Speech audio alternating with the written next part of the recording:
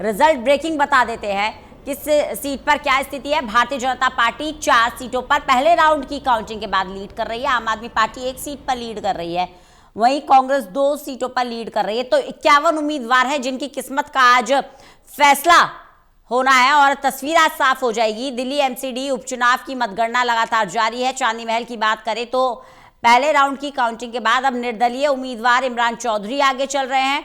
वहीं विनोदनगर की बात करें तो वहां से भारतीय जनता पार्टी की उम्मीदवार सरला आगे चल रही हैं। बीजेपी की सरला चौधरी आम आदमी पार्टी की गीता रावत से आगे चल रही हैं। इसके अलावा अगर आप बात करेंगे ग्रेटर कैलाश सीट की तो वहां से अंजुम मंडल आगे चल रही हैं। रिजल्ट ब्रेकिंग दे रहे हैं आपको, बड़ा अपडेट बता दें।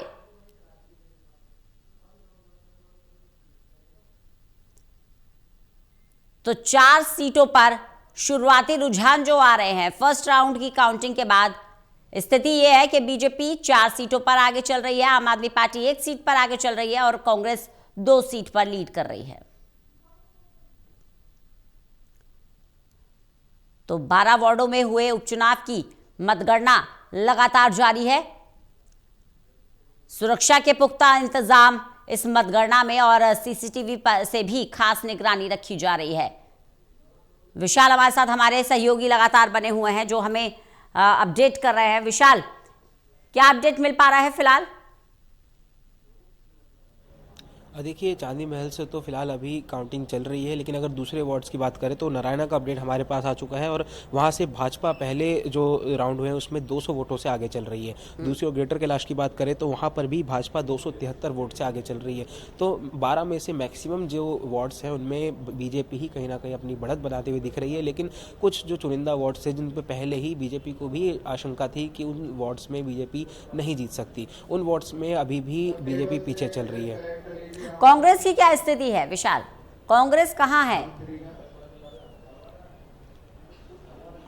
देखिए, कांग्रेस जो है संगम विहार और चांदी महल सीट में आगे जरूर चल रही थी, लेकिन अब चांदी महल सीट से तो वापस कांग्रेस जो है पीछे हो चुकी है। संगम विहार की बात करें तो वहाँ पर अभी भी कांग्रेस के जो प्रत्याशी हैं वो आगे चल रहे हैं, लेकिन क्योंकि अभी जो है 2 ही राउंड्स महज हुए हैं और वो भी काउंटिंग चल रही है, तो कुछ भी कह पाना है जल्दबाजी होगा। अभी जिस तरह से लगातार अनाउंसमेंट की जा रही है, अभी चांदी महल सीट पर हम लोग मौजूद हैं और यहाँ से जो हमें स्थिति नज़र आ रही है, कांग्रेस अभी पीछे है, बीजेपी सबसे ज़्यादा पीछे है, ये जरूर हम कह सकते हैं।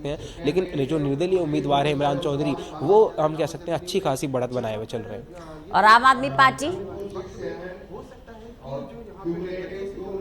बिल्कुल, आम आदमी पार्टी की अगर बात करें तो जो मुदस्सिर उस्मान, वो अभी तक कुल मिलाकर 680 वोट उन्हें मिले हैं, तो वो दूसरे नंबर पर हम कह सकते हैं। आम आदमी पार्टी यहाँ पर चांदी महल से दूसरे नंबर पर चल रही है। हालांकि अगर आम आदमी पार्टी जो है शोएब इकबाल के मनचाहे प्रत्याशी को टिकट देती तो हम जरूर कह सकते थे कि इस सीट पर आम आदमी पार्टी टॉप पर चलती, लेकिन क्योंकि शोएब इकबाल को जो है उन्होंने पार्टी छोड़ी और अपना उम्मीदवार उतारा, उसकी वजह ही यही थी कि आम आदमी पार्टी ने उनके मनचाहे उम्मीदवार को टिकट नहीं दी, तो उसका एक नतीजा, एक असर साफ तौर पर देखना पड़ रहा है। आम आदमी पार्टी को कहीं ना कहीं इसका भुगतान भी करना पड़ सकता है। बिल्कुल, तो कहीं ना कहीं आम आदमी पार्टी को इसका भुगतान करना पड़ सकता है। बड़ा अपडेट अपने दर्शकों को दे दें, 4 सीटों पर बीजेपी लीड करती नजर आ रही है।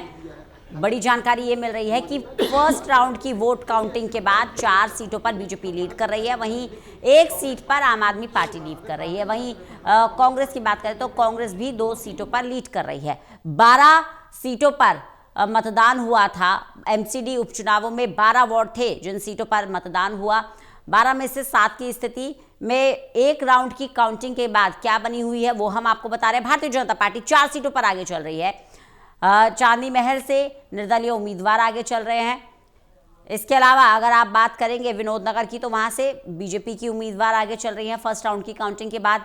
ग्रेटर कैलाश से भी भारतीय जनता पार्टी की उम्मीदवार आगे चल रही हैं और नारायणा से, जैसे कि विशाल जानकारी दे रहे हैं, नारायणा की स्थिति भी बता रहे हैं, बीजेपी की उम्मीदवार आगे चल रही हैं।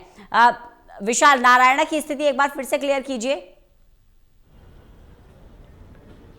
रंजना, बिल्कुल, देखिए, नारायणा वार्ड से बीजेपी जो है लगभग 200 वोट से आगे चल रही है और उस सीट पर एक बवाल का वोटिंग वाले दिन भी देखने को मिला था। जब वोटिंग हो रही थी तब आम आदमी पार्टी ने ये आरोप लगाया था और कहा था कि नारायणा वार्ड पर जो है वो वोट चोरी हुई है, क्योंकि वहाँ पर जब एक महिला पहुंची तो उन्होंने एक शिकायत रिटर्निंग ऑफिसर को दर्ज कराई, लिखित में उन्होंने पत्र लिखा और कहा कि जब मैं वोट डालने पहुंची तो उससे पहले ही जो है वहां पर वोट उनका डला हुआ था, तो उस वोट पर बवाल भी हुआ है। और लेकिन अभी जो स्थिति है उसके अनुसार नारायणा से जो बीजेपी 200 वोट से लगभग आगे चल रही है। बिल्कुल, तो नारायण से बीजेपी 200 वोट से आगे चल रही है। वहीं टक्कर में कौन खड़ा है विशाल?